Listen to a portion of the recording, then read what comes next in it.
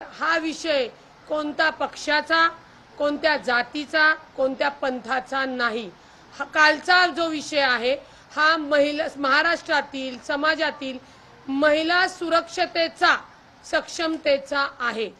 Captain Kharat हा जो काही भोंदू बाबांनी मंदिर करून तिथे जे काही विधी करून महिलांना त्यांच्यानं बाहेर काढण्यासाठीचा थोटान गोष्टी करत होता, त्याच्यामध्ये मला सांगायचं आहे की 1 वर्षापूर्वी तिथले लोकल पत्रकार खबरदार म्हणून कुठला तरी पुढारी नावाचं आहे, त्यांनी याला वाचा फोडली होती, त्याच्यावर त्यांनी आक्षेप घेतले होते।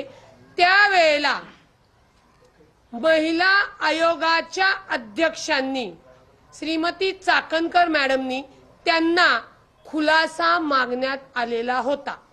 मला सांगा, एखाद्या ट्रस्टवर जर कोणी, तुम्ही पत्रकार आहात, तुम्ही लोकांनी जर त्याच्यावर आक्षेप घेतले किंवा काही गैरव्यवहार चाललेत, गैरकृत्य चालले असं सांगितल्यानंतर राज्य महिला आयोगाने त्या खबरदार पुढारीच्या संपादकाला त्याची अहवाल मागण्याचा किंवा माफी मागा म्हणून सांगण्याचा संबंध येतो कुठं?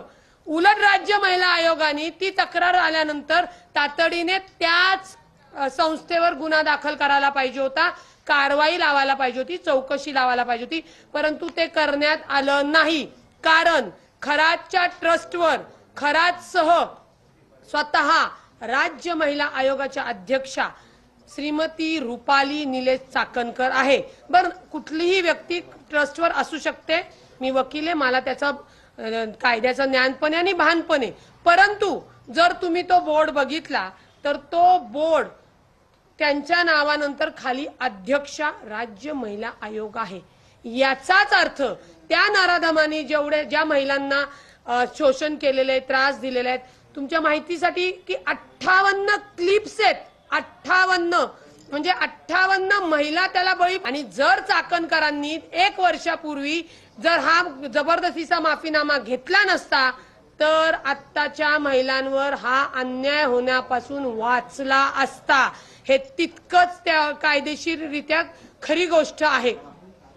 मग का तुम्ही माफीनामा मागितला? तुमचा संबंध नव्हता तर तुम्ही अशा ट्रस्टवर होतात, ठीक आहे, धार्मिक ट्रस्टवर होतात, परंतु त्या नराधमाची हिंमत वाढली। माझ्यासोबत राज्याच्या महिला आयोग आहेत, माझं कुणी वाकडं करू शकत नाही, त्यातनं राज्याच्या महिला आयोग त्यांच्यावर छत्री धरतायत, याचा अर्थ काय? राज्याच्या महिला आयोग त्यांचे पाय धुतायत, याचा अर्थ काय? कुणी कुणाचे पाय धुवायचे का कुणी छत्री धरायची हा ज्याच्या त्याचा वैयक्तिक भाग असला तरी संविधानिक पदावर असलेल्या व्यक्तीला असा कोणताही अधिकार नाही।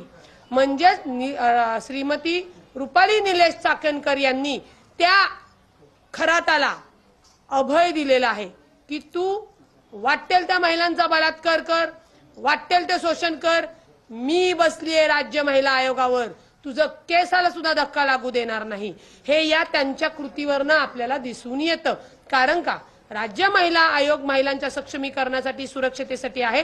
तुम्ही जर बघितलं असेल, वैष्णवी हगवणे प्रकरणात त्यांनी कोणतीही कृती केलेली नाही, कोणतीही कारवाई केलेली नाही। दुसरं, संपदा मुंडेच्या याच्यामध्ये पोलिसांच्या इन्व्हेस्टिगेशन टीम सोबत बसून त्यांनी तपासामध्ये सुद्धा बाहेर येऊन वक्तव्य करण्यात आलेली आहे। कायद्याने ते गुन्हा आहे। इन्व्हेस्टिगेशन जर पोलिसांचं व्यवस्थित व्हायला पाहिजे असेल, कायदेशीर पद्धतीने व्हायला पाहिजे असेल तर रुपाली चाकणकरनी तातडीने नैतिकतेची जबाबदारी स्वीकारून तातडीने पायउतार होणं गरजेचं आहे। याशिवाय तो तपास होऊ शकत नाही। आणि मी 100% खात्री देते, जर रुपाली चाकणकर त्या राज्य महिला आयोगाच्या पदावर राहिल्या तर त्या तपासामध्ये फेरबदल करणार, पोलिसांना आदेश देऊन पोलिसांच्या संगतमताने ते व्हिडिओ नष्ट करणार। कारण का हे व्हिडिओ आता जप्त करून खरं तर पोलिसांच्या कस्टडीतनं कोर्टाकडे जाणं गरजेचं आहे। त्याच्यात कोण कोण सेलिब्रिटी गेलं आम्हाला त्याच्यावर अडचण नाही, पण कोणत्या सेलिब्रिटीवर सुद्धा हा अन्याय झालेला आहे हेही समोर आलं पाहिजे।